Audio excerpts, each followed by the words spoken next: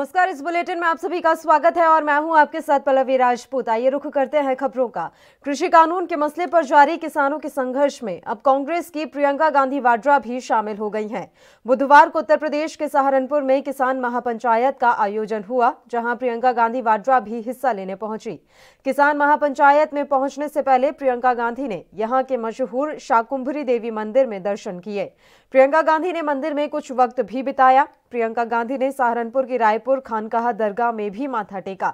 बता दें कि किसानों की ओर से अलग अलग स्थानों पर महापंचायत हो रही है। पश्चिमी यूपी के अलग अलग शहरों में महापंचायत हुई है। इसके अलावा हरियाणा में भी कुछ जगह महापंचायतें हो रही हैं। वहीं आपको ये जानकारी दे दें कि यूपी में अगले साल चुनाव भी होना है। ऐसे में कांग्रेस की ओर से कोशिश की जा रही है कि किसान आंदोलन के जरिए पश्चिमी यूपी की राजनीति में पैठ बढ़ाई जाए। बता दें कि प्रियंका गांधी वाड्रा कांग्रेस महासचिव होने के साथ साथ यूपी की प्रभारी भी हैं और आज वे सहारनपुर पहुंची, जहां उन्होंने किसान महापंचायत में भाग लिया। किसान महापंचायत में शामिल होने के लिए सहारनपुर पहुंची थी प्रियंका गांधी। सहारनपुर में सबसे पहले उन्होंने यहां के मशहूर शाकुंभरी देवी मंदिर में दर्शन पूजन किया। इसके अलावा उन्होंने मंदिर में कुछ वक्त बिताया। सहारनपुर की रायपुर खानकाहा दरगाह में भी प्रियंका गांधी ने माथा टेका।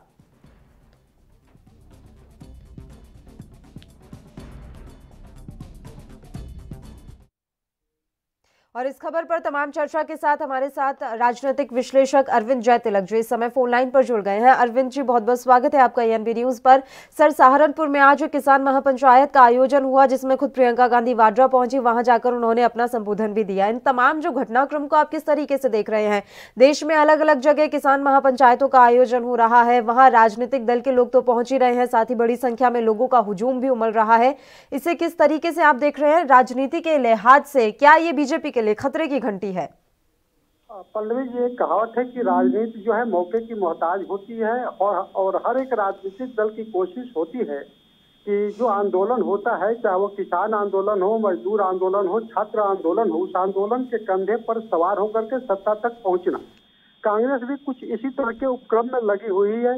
अन्य राजनीतिक दल भी आप देख रहे हैं कि जिस तरह किसान आंदोलन का समर्थन कर रहे हैं, उसके गुण दोष को बगैर विचार किए बिना, तो स्वाभाविक रूप से इसका एक ही साफ संकेत है कि वह एन केन प्रकार जो है वो सत्ता तक पहुंचना चाहते हैं। क्योंकि किसानों का मसला जो है अति संवेदनशील बन चुका है और आप देख भी रही हैं कि करीब 75 दिन हो गए और वह मसला जो का त्यों बना हुआ है। तो कहीं ना कहीं कांग्रेस पार्टी को लग रहा है इसका जो है राजनीतिक स्तर पर लाभ इसका उठाया जाए। अब चूंकि उत्तर प्रदेश में 2022 में चुनाव होना है और कांग्रेस की यहाँ पे स्थिति बहुत अच्छी नहीं है उत्तर प्रदेश में। आपने देखा कि 2017 में वह 7 सीटों पर सिमट गई और लगभग 6.3% उसका वोट शेयरिंग है। तो कुल मिलाकर के उसकी कोशिश यही है कि जो उसका अपना जनाधार है जो 89 के बाद खत्म हो चुका है, प्रियंका गांधी के माध्यम से, किसानों के माध्यम से जो है कहीं ना कहीं जो है उस जनाधार का विस्तारीकरण करना है। तो स्वाभाविक रूप से इस दिशा में कांग्रेस पहल कर रही है। और चूंकि सहारनपुर की रैली है, इसके बाद मेरठ में है, बिजनौर में है, मथुरा में है, तो कांग्रेस कहीं ना कहीं जो है इसी दिशा में आगे बढ़ती हुई दिख रही है। ठीक है। और चूंकि अगले साल उत्तर प्रदेश में विधानसभा चुनाव भी है, ऐसे में आप क्या देख रहे हैं कांग्रेस का भविष्य? सर, क्या किसान आंदोलन के जरिए ही सही कांग्रेस अपनी पैठ मजबूत करने में सफल हो पाएगी? देखिए, कांग्रेस कोशिश तो कर रही है, लेकिन कोई भी राजनीतिक दल को राजनीतिक जमीन पर सफलता तभी मिलती है जब उसका संगठन मजबूत हो। उत्तर प्रदेश में आप देखेंगे तो कांग्रेस का जो संगठन है, जो उसका जो राजनीतिक ढांचा है, पूरी तरह से चरमराया हुआ है। यहाँ पर जो है बूथ लेवल पर उसके कार्यकर्ता नहीं है, जमीन पर काम करने वाले लोगों की कमी है।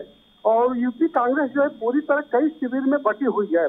हर शिविर के अलग अलग नेता है और जो कार्यकर्ता है वो सब उस शिविर के खूंटे से बधे हुए हैं। यानी कोई ऐसा जनाधार वाला नेता नहीं है क्षेत्रीय स्तर पर, प्रदेश स्तर पर, जो कि सभी जातियों को, वर्गों को या जो अन्य जो संगठन है उनको जो है लुभा करके कांग्रेस की स्थिति मजबूत करे। आपने पिछले चुनाव में भी देखा कि पूर्वी उत्तर प्रदेश का जिम्मा प्रियंका जी को दिया गया था और किस तरह से यहाँ पर जो करारी हार मिली। यहाँ तक कि जो है आपने देखा कि अमेठी की सीट भी गंवानी पड़ गई लोकसभा चुनाव में। तो कुल मिलाकर के कांग्रेस का जो राजनीतिक ढांचा है वो बहुत ही सांगठनिक रूप से कमजोर है। तो इस अर्थ में जो है चूंकि प्रियंका जी प्रयास कर रही है, राजनीतिक दल को प्रयास करना भी चाहिए, लेकिन मुझे नहीं लगता है कि समाजवादी पार्टी या बहुजन समाज पार्टी के समानांतर जो है कांग्रेस मजबूत होती आपको दिखेगी। बिल्कुल। और अभी भी अगर हम उत्तर प्रदेश में देखें तो मुख्य जो विपक्षी पार्टी है वो समाजवादी पार्टी ही नजर आ रही है अरविंद जी। ऐसे में किस तरीके से कांग्रेस अपनी वहां पर स्थिति मजबूत कर पाएगी, जड़ें मजबूत कर पाएगी, क्योंकि चुनाव में अब बस मुश्किल से 1-1.5 साल का वक्त ही बचा है। ऐसे में बड़ी समस्या यहाँ पर कांग्रेस के लिए अभी भी नजर आ रही है। और किसान आंदोलन का भी भविष्य आप क्या देख रहे हैं? पश्चिमी उत्तर प्रदेश के अलावा क्या पूरे उत्तर प्रदेश में किसान आंदोलन का असर है अरविंद जी? पल्लवी जी, आपने सही कहा कि उत्तर प्रदेश में समाजवादी पार्टी जो है पूरी तरह से विपक्ष की भूमिका निभा रही है। और आपने देखा कि जो यहाँ पर 2-3 बार जो उपचुनाव हुए, इसके बाद एमएलसी के भी चुनाव हुए, तो कहीं ना कहीं जो समाजवादी पार्टी जो भारतीय जनता पार्टी को टक्कर देती नजर आई। यानी अगर यह कहा जाए कि कांग्रेस पार्टी रिप्लेस कर दे समाजवादी पार्टी को, तो यह जो है दिन में स्वप्न देखने जैसा स्थिति है। तो आपने सही कहा कि जो कांग्रेस की जो स्थिति जो है बहुत कमजोर है। दूसरा आपका प्रश्न है कि क्या किसान आंदोलन उत्तर प्रदेश समेत देश के अन्य हिस्सों में, तो मुझे नहीं लगता है कि वह स्थिति है, क्योंकि जिस तरह से अंतर्राष्ट्रीय स्तर पर जो है किसान आंदोलन को कुछ ऐसे तत्वों द्वारा, गिरोहबंद लोगों द्वारा जो समर्थन दिया गया, तो आंदोलन का जो एक उद्देश्य है उस पर जो है सवाल उठता हुआ नजर आया। तो एक जो नैतिक आंदोलन का स्वरूप होता है, कहीं ना कहीं जो है उसमें सेंध लगी है। और यह संदेश क्या है कि आंदोलन जो है विशेष उद्देश्यों के लिए, यानी राजनीतिक जो है एजेंडा के तहत किया जा रहा है। तो मुझे लगता है कि आंदोलन का भविष्य जो है बहुत ये कहा जाए कि यह जो है सारगर्भित दिशा में आगे बढ़ेगा। ऐसा कोई एक ऐसा क्रांतिकारी इसका जो है निर्णय निकलेगा, हमारे समझ से अभी थोड़ा इसमें विलंब लगता है। अरविंद जी, आखिरी सवाल है, हालांकि ये सवाल काफी जल्दबाजी में मैं पूछ रही हूँ, लेकिन एक चीज मैं आपसे समझना चाहूंगी कि प्रियंका गांधी का जो सियासी भविष्य है क्या उत्तर प्रदेश के चुनावों पर टिका हुआ है? सर, कहना भी जल्दबाजी होगी, इसका जवाब भी जल्दबाजी ही कहलाएगी, लेकिन फिर भी समझना जरूरी है। नहीं, आपने सही कहा। देखिए, किसी भी राजनीतिक दल के लिए उसका जो चरमोत्कर्ष होता है वो आम जनता में उसकी विश्वसनीयता, भागीदारी और जनता उसके प्रति, उस पार्टी के प्रति, उसकी विचारधारा के प्रति, उसके उद्देश्यों के प्रति कितनी समर्पित है, इस पर निर्भर करता है। तो उत्तर प्रदेश में कांग्रेस की स्थिति जो है या उसके जो उद्देश्य है उसको लेकर के जनता के बीच कई तरह की शंकाएं हैं। और आपने देखा कि इधर बीच कई तरह के कई चुनाव भी हुए। उस चुनाव में जो है कांग्रेस की कितनी दुर्गति हुई।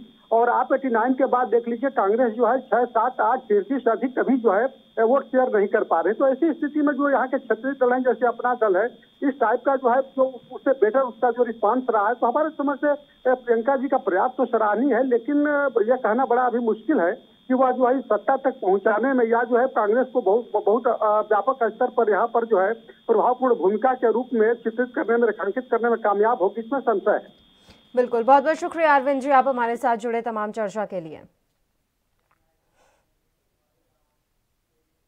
और चलिए अगली खबर का रुख कर लेते हैं। एक और देश में कोरोना वायरस संक्रमण को लेकर अच्छी खबर यह है कि अब देश में लगातार नए केस में कमी दर्ज की जा रही है। वहीं केरल और महाराष्ट्र इस बीच कोरोना वायरस संक्रमण को लेकर चिंता का विषय बने हुए हैं। दरअसल इन दोनों ही राज्यों में कोरोना वायरस संक्रमण का प्रसार काफी तेजी से हो रहा है। केरल और महाराष्ट्र में कोरोना वायरस की चिंताजनक स्थिति को देखते हुए एम्स के डायरेक्टर रणदीप गुलेरिया ने दोनों राज्यों में कोरोना वायरस के नए स्ट्रेन के होने की आशंका जताई है। उनका कहना है कि इस संबंध में दोनों राज्यों में जांच होनी चाहिए। रणदीप गुलेरिया ने कहा, हमें इस बात की जांच जरूर करनी चाहिए कि कहीं इन राज्यों में कोरोना वायरस के नए रूप का संक्रमण तो नहीं फैल रहा। वहीं स्वास्थ्य मंत्रालय की ओर से साझा किए गए पिछले एक हफ्ते के आंकड़ों के अनुसार रोजाना सामने आ रहे नए मामलों में दोनों राज्यों की भागीदारी 71% है। केरल की तो लगभग आधी हिस्सेदारी है। पिछले एक हफ्ते में देश में 80,536 नए कोरोना के केस पाए गए। इनमें से केरल और महाराष्ट्र में सर्वाधिक 56,932 केस आए। इसमें सर्वाधिक केरल में करीब 39,260 नए मामले दर्ज हुए हैं।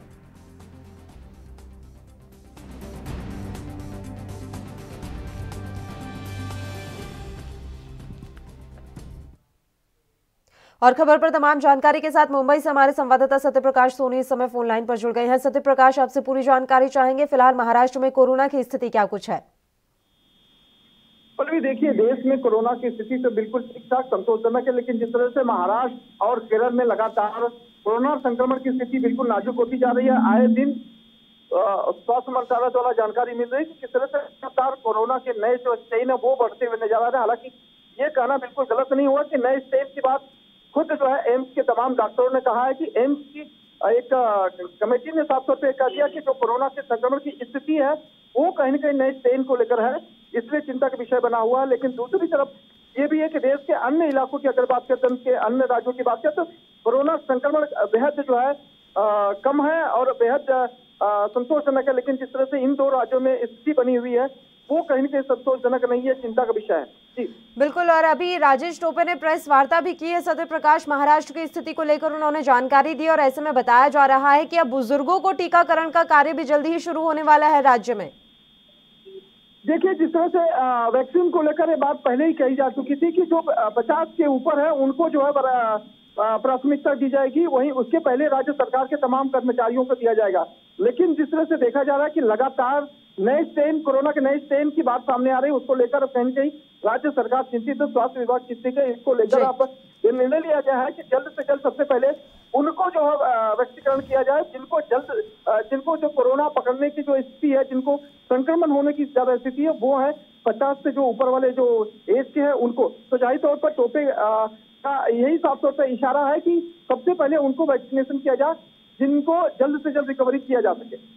बिल्कुल। और अभी जो ताजा आंकड़े हैं वो क्या कुछ कह रहे हैं सत्य प्रकाश? रोजाना लगभग कितनी संख्या में वहां पर कोरोना के नए केस निकल रहे हैं और मृत्यु दर की क्या कुछ स्थिति है?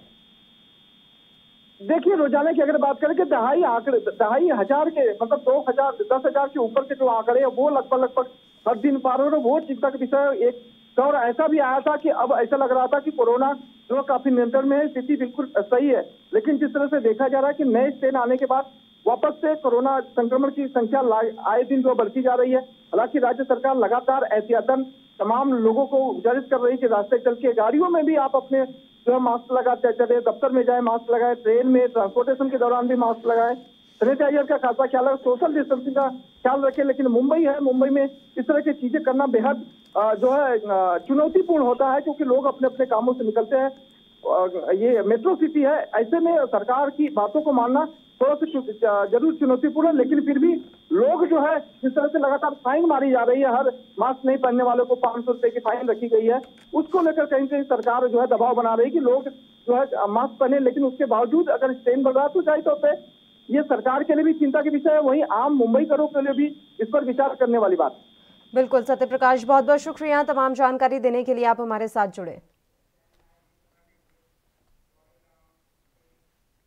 वहीं 26 जनवरी को किसानों की ट्रैक्टर परेड के दौरान हुई हिंसा के मामले में बुधवार को लगातार दूसरे दिन दिल्ली पुलिस ने कार्रवाई की।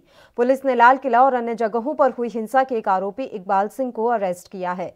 उस पर 50,000 रुपए का इनाम रखा गया था। इकबाल को पंजाब के होशियारपुर से अरेस्ट किया गया। इससे पहले पुलिस ने पंजाबी सिंगर दीप सिद्धू को भी अरेस्ट किया था। दीप सिद्धू को पुलिस ने करनाल बाईपास से गिरफ्तार किया था और मंगलवार सुबह गिरफ्तारी की जानकारी दी। सिद्धू पर लाल किले में उपद्रवियों को भड़काने का आरोप है। उपद्रवियों ने किले की प्राचीर पर धार्मिक झंडा लगाया था और हिंसा की थी। सिद्धू को कोर्ट ने 7 दिन की पुलिस रिमांड पर भेज दिया। दिल्ली पुलिस ने 10 दिन की रिमांड मांगी थी। पुलिस की दलील थी कि सिद्धू लाल किले में हिंसा भड़काने के प्रमुख आरोपियों में शामिल है, लेकिन कोर्ट ने 1 हफ्ते की ही रिमांड दी।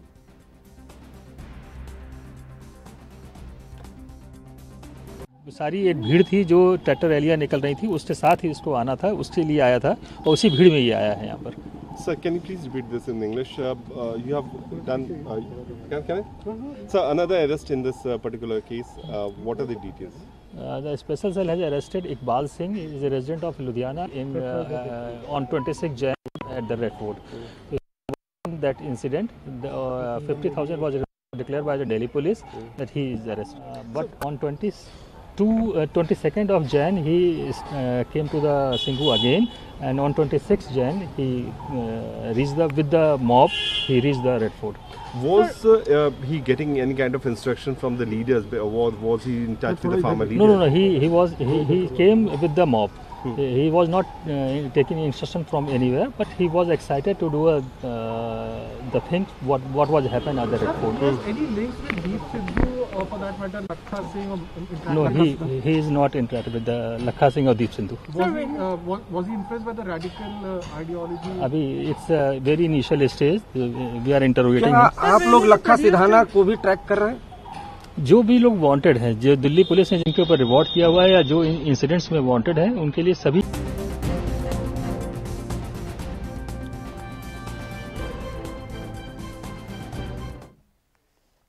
और इस खबर पर तमाम जानकारी के साथ दिल्ली से हमारे संवाददाता राजीव तिवारी इस समय फोन लाइन पर जुड़े हुए हैं। राजीव, इकबाल सिंह की भी गिरफ्तारी कर ली गई है जो कि दिल्ली हिंसा में शामिल था। पूरी जानकारी चाहेंगे, कहां से उसकी गिरफ्तारी हुई है और पुलिस का क्या कुछ कहना है इस पूरे मसले पर? दिल्ली की स्पेशल सेल ने उसे गिरफ्तार किया है। देखिए जिस तरीके से बात करें सिद्धू की या फिर इकबाल सिंह की, तो इकबाल सिंह को भी गिरफ्तार कर लिया। यानी कि दिल्ली जो हिंसा थी यानी 26 जनवरी की, उसके अंदर कहीं ना कहीं वृत्ति जो उलझी हुई थी अब वो सुलझाती नजर आ रही है। जिस तरीके से पहले दीप सिद्धू गिरफ्तार हुआ है, उसके बाद में इकबाल सिंह गिरफ्तार हुआ है, तो कहीं ना कहीं बड़ी कामयाबी मिलती नजर आ रही है दिल्ली पुलिस की स्पेशल सेल को, क्योंकि स्पेशल सेल लगातार उसके अंदर वृत्ति को सुलझाने की कोशिश कर रही थी। मगर जिस तरीके से बात करें कि दीप सिद्धू की, तो दीप सिद्धू को भी कह सकते हैं पंजाब से ही गिरफ्तार किया गया था। मगर जिस तरीके से अब इकबाल सिंह को गिरफ्तार किया है तो बड़ी कामयाबी जरूर मिली है। मगर दीप सिद्धू के द्वारा या फिर कहे इकबाल सिंह के द्वारा कहीं ना कहीं बड़े नामों के खुलासे हो सकते हैं। मगर अभी दिल्ली पुलिस इसके खुलासे नहीं कर रही है, क्योंकि उनको भी पता है कि जैसे ही खुलासे होंगे तो कहीं ना कहीं दिक्कतें जरूर आएंगी। मगर ये दिक्कतें अभी दूर करने की कोशिश कर रही है, इसीलिए अभी दिल्ली पुलिस लगातार कोशिश करती नजर आ रही है। मगर मीडिया को जरूर बताया गया कि इकबाल सिंह से भी बड़ी पूछताछ के अंदर खुलासे हो सकते हैं इसके अंदर। मगर जिस तरीके से दीप सिद्धू का नाम लिया गया था, तो दीप सिद्धू भी कहीं ना कहीं मास्टरमाइंड बताया जा रहा था पूरी घटना के अंदर, क्योंकि दीप सिद्धू का सबका भी कहना था तो जो वीडियो के माध्यम से लगातार कह रहा था कि मैं हिंसा के अंदर लाल किले तक पहुंचा था और कहीं ना कहीं उसके साथ कुछ सहयोगी भी थे जिनके ऊपर इनाम रखा हुआ था। चाहे दीप सिद्धू की बात करेंगे तो औरों की लगातार इनाम जरूर रहे, तो 1 लाख रुपए का नाम तो दीप सिद्धू के ऊपर रखा हुआ था, बाकी को 50,000 रुपए का रखा था। इकबाल सिंह के ऊपर भी इनाम था। मगर लगातार जिस तरीके से दिल्ली पुलिस को कामयाबी मिल रही है, उससे साफ जाहिर होता है कि दिल्ली पुलिस कड़े कदम उठाने के लिए तैयार है। दिल्ली पुलिस लगातार कड़े कदम उठाती हुई नजर भी आ रही है। जी बिल्कुल राजीव, और इस बीच ये जानकारी मिल रही है कि आज पंजाबी गायक जो है वो भी गाजीपुर बॉर्डर पर पहुंचे हैं, बब्बू मान नाम है उनका, उसको लेकर क्या कुछ जानकारी है?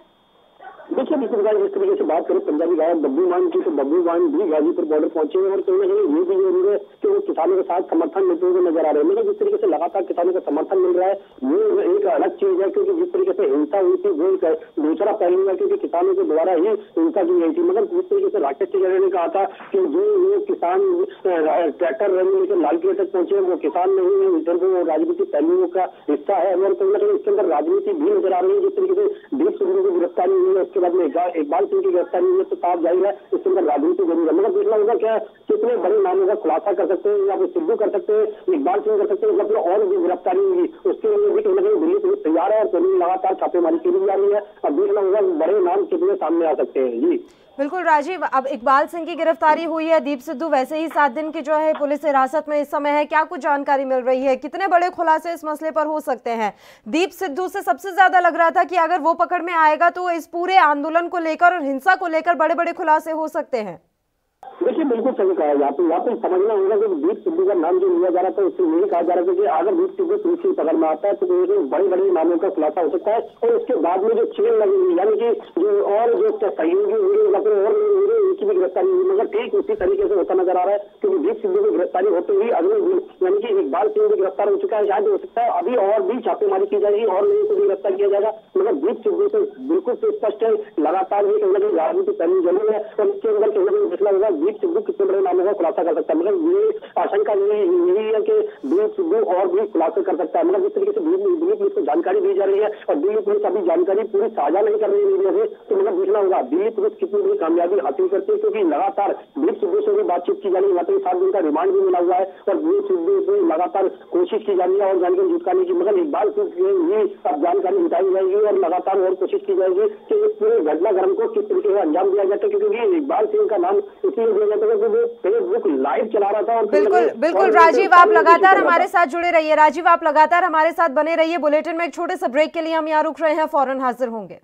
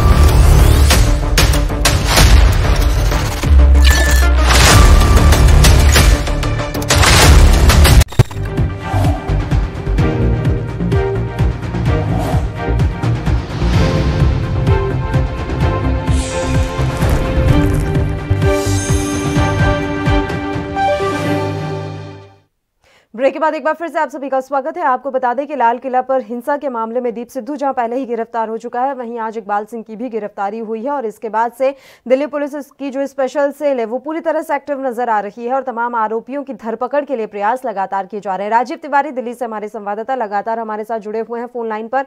राजीव, अभी राकेश टिकैत का साफ तौर पर कहना है कि अक्टूबर तक ये आंदोलन ऐसा ही चलता रहेगा, तो अब बड़ा सवाल यहाँ पर ये बना हुआ है कि मसला हल कैसे होगा। दोनों ही पक्षों में से कोई भी पहले बातचीत के लिए तैयार नहीं है।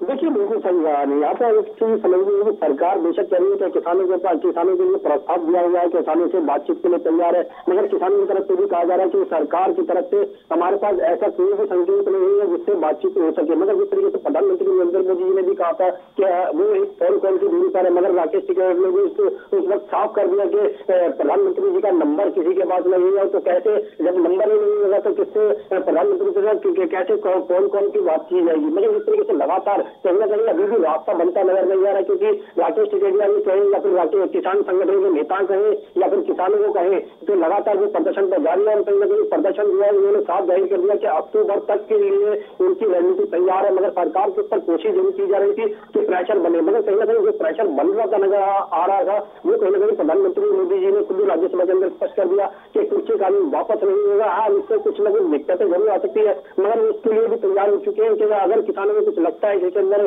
फेर बदल करना चाहिए या किसी तरीके से बदलाव करना चाहिए तो वो उसके लिए तैयार है, मगर किसानों को आके बात करनी होगी। मगर कहीं ना कहीं सरकार की तरफ से जो गेम थी वो किसानों के पाले में कह दी, मगर किसानों की तरफ से भी कह दिया गया है हम अक्टूबर के लिए तैयार है, मगर सरकार चाहेगी तो बातचीत कर सकते हैं। मगर अभी भी कहीं ना कहीं डेट में भी डिसाइड की गई है कि अगर सरकार डेट देती है तो कहीं ना कहीं बातचीत का रास्ता जरूर निकलेगा, मगर किसान जब भी आ सकते हैं जब सरकार उनको डेट बताएगी। मगर डेट तो अगली बार भी नहीं बताई गई थी, क्योंकि 11 दौर की बैठक हुई है, मार्च में दौर की बैठक के लिए कोई डेट डिसाइड नहीं की, सरकार हर बार डेट दे रही थी।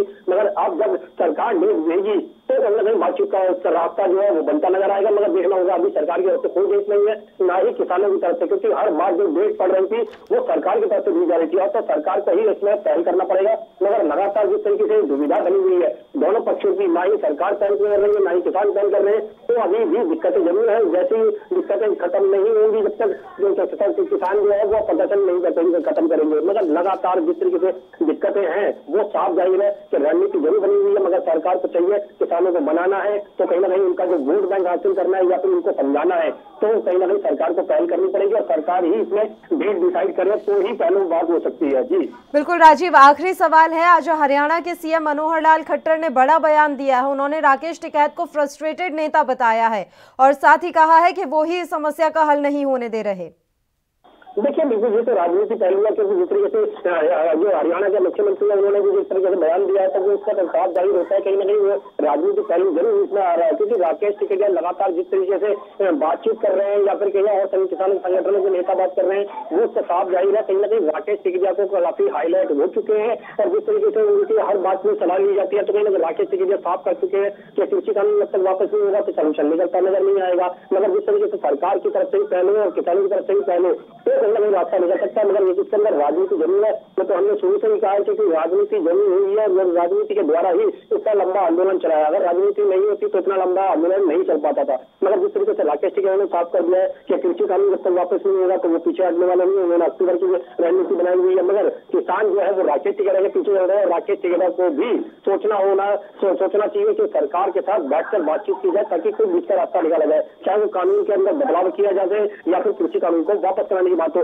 मगर कहीं ना कहीं बैठ के जब तक सामने नहीं आएंगे, दोनों ही पक्ष सामने नहीं आएंगे तो बातचीत नहीं हो पाएगी। मगर सरकार को डेट डिसाइड करनी चाहिए और किसानों को पहल करनी चाहिए इस बातचीत के लिए। जी बिल्कुल, बहुत बहुत शुक्रिया राजीव, तमाम जानकारी देने के लिए आप हमारे साथ जुड़े।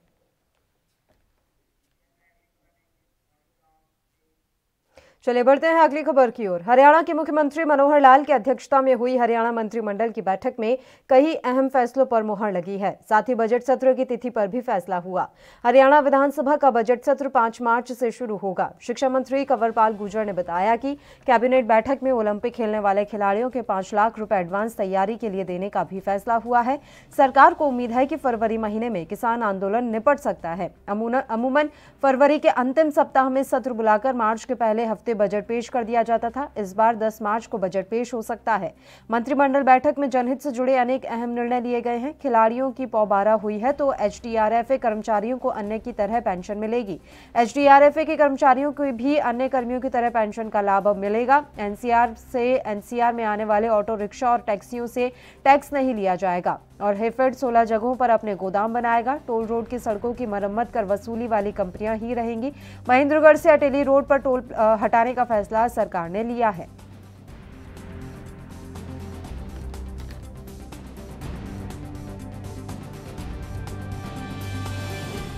बुधवार को मुख्यमंत्री मनोहर लाल खट्टर की अध्यक्षता में हुई यह मीटिंग 2 घंटे तक चली, जिसमें कई अहम निर्णय लिए गए। बैठक में बजट सत्र की तारीख का ऐलान किया गया। हरियाणा विधानसभा का बजट सत्र 5 मार्च से शुरू होगा। मीटिंग में लिए गए फैसलों के बारे में शिक्षा मंत्री कंवरपाल गुर्जर ने बताया कि हरियाणा आउटस्टैंडिंग स्पोर्ट्स पर्सन नियम 2018 को हरियाणा आउटस्टैंडिंग स्पोर्ट्स पर्सन सेवा नियम 2021 से बदला गया है।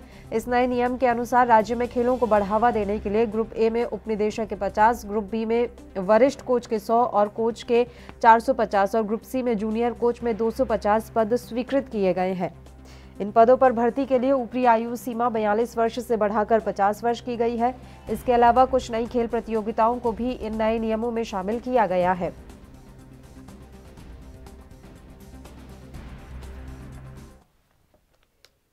और खबर पर तमाम जानकारी के साथ हमारे संवाददाता अभिषेक तक्षक इस समय फोन लाइन पर जुड़ गए हैं। अभिषेक, आपसे पूरी जानकारी चाहेंगे। आज हरियाणा कैबिनेट की बैठक हुई है, क्या कुछ अहम फैसलों पर मुहर लगी? जी बिल्कुल, देखिए लगभग जो आज 2 घंटे ये हरियाणा कैबिनेट की बैठक चली, जिसकी अध्यक्षता मुख्यमंत्री मनोहर लाल खट्टर द्वारा की गई और तमाम जो कैबिनेट मंत्री, राज्य मंत्री और डिप्टी सीएम दुष्यंत चौटाला इस कैबिनेट की बैठक में मौजूद रहे। उसी में इस बैठक में कई जो अहम फैसले इसमें लिए गए और आगामी जो बजट सत्र की जो तारीखों का भी ऐलान इस बजट सत्र में कर दिया गया। आने वाली जो 5 जो मार्च है उसमें जो है अब बजट सत्र जो विधानसभा का, हरियाणा विधानसभा का जो बजट सत्र है वो शुरू होगा और हालांकि कितने दिन का रहेगा और क्या प्रारूप इसका रहेगा उसकी जो विधानसभा की जो बिजनेस एडवाइजरी कमेटी की जो बैठक होगी उसमें निर्णय लिया जाएगा। और वहीं जो एक बड़ा फैसला खिलाड़ियों के हित में लिया है हरियाणा सरकार ने कि जैसे जो क्वालिफाई करते थे ओलंपिक गेम के लिए जो खिलाड़ी थे उनको पहले सरकार 15 लाख रुपया देती थी और अब जो है उनको सरकार 20 लाख रुपया देगी। 5 लाख रुपया जो है वो उनकी जो प्रैक्टिस के समय जब उनको जरूरत होगी, पहले ओलंपिक में गेम में जाने से पहले 5 लाख रुपया जो है सरकार उनको तैयारियों के लिए जो है देगी और 15 लाख रुपए जब वो लौट के आएंगे तो अगर कोई मेडल नहीं भी लेके आते तो उनको 15 लाख का पहले से जो प्रावधान है वो वैसे का वैसा रहेगा। लेकिन हाँ, 5 लाख रुपए जो है वो एडवांस में देने का जो है हरियाणा सरकार की ओर से एक खिलाड़ियों के लिए बड़ा फैसला इसको कहा जा सकता है, वो किया गया है आज। और वहीं जो है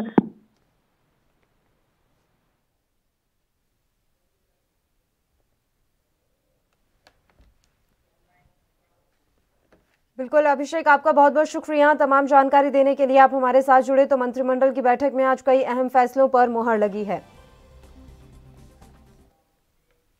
बढ़ते हैं अगली खबर की ओर। हिमाचल प्रदेश में आज से कोरोना वैक्सीनेशन का दूसरा चरण शुरू हो गया है। जिला मुख्यालय नाहन में स्वास्थ्य विभाग द्वारा आज फ्रंटलाइन कोरोना वॉरियर के लिए डीसी और एसपी कार्यालय में वैक्सीनेशन शुरू किया गया।